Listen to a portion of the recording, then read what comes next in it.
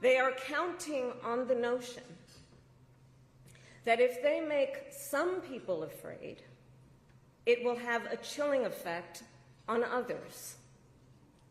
But what they're overlooking, what they have overlooked, is that fear is not the only thing that's contagious.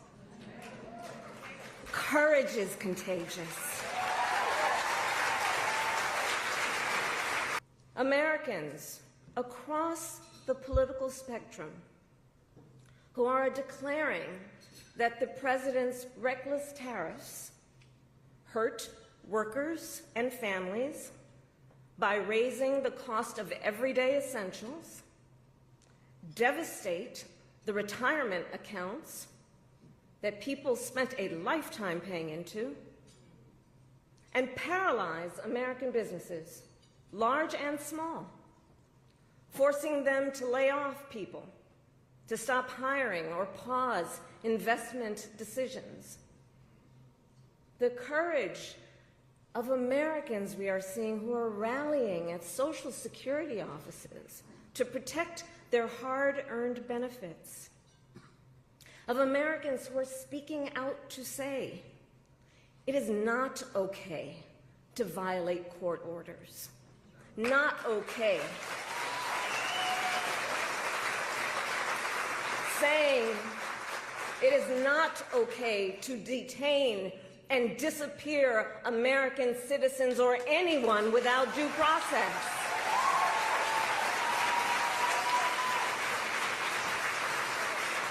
The courage of judges to uphold the rule of law in the face of those who would jail them.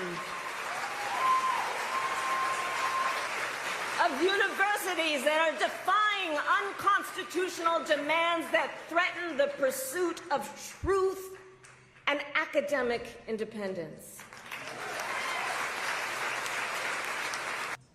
And I have been inspired by the movements like the one in Wisconsin that put Susan Crawford on the Supreme Court.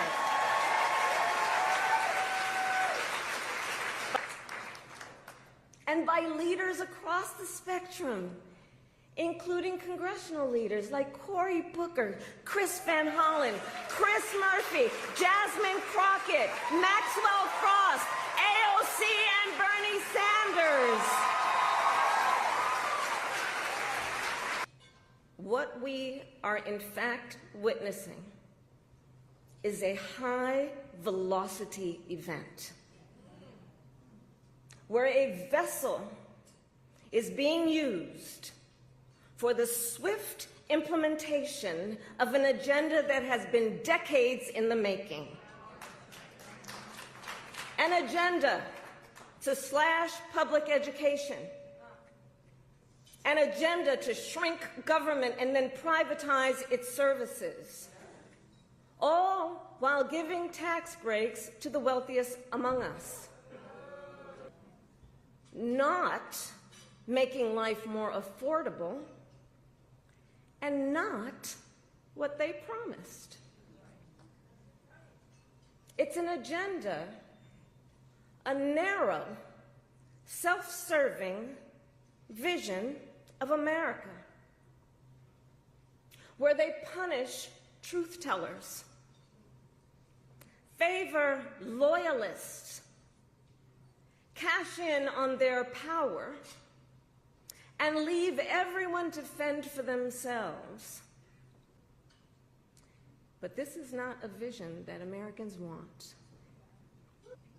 And we here know that when the checks and balances ultimately collapse, if Congress fails to do its part, or if the courts fail to do their part, or if both do their part, but the president defies them anyway, well, friends, that is called a constitutional crisis that will eventually impact everyone. Because it would mean that the rules that protect our fundamental rights and freedoms, that ensure each of us has a say about how our government works, will no longer matter. And if that happens, the one check, the one balance, the one power that must not fail is the voice of the people.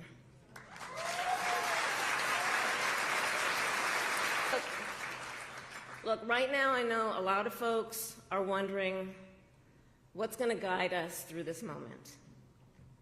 How are we all going to figure out how to chart the course? But that's not a reason to throw up our hands. In fact, please allow me, friends, to digress for a moment. Okay. It's kind of dark in here, but I'm asking for a show of hands. Who saw that video from a couple of weeks ago, the one of the elephants at the San Diego Zoo during the earthquake? Google it if you've not seen it. So that scene has been on my mind. Everybody's asking me, what you've been thinking about these days? Well, so in the video, for those who haven't seen it, here those elephants were. And as soon as they felt the earth shaking beneath their feet, they got in a circle and stood next to each other to protect the most vulnerable. Think about it. What a powerful metaphor. Because we know those who try to incite fear are most effective when they divide and conquer, when they separate the herd, when they try to make everyone think they are alone. But in the face of crisis, the lesson is don't scatter. The instinct has to be to immediately find and connect with each other, and to know that the circle will be strong.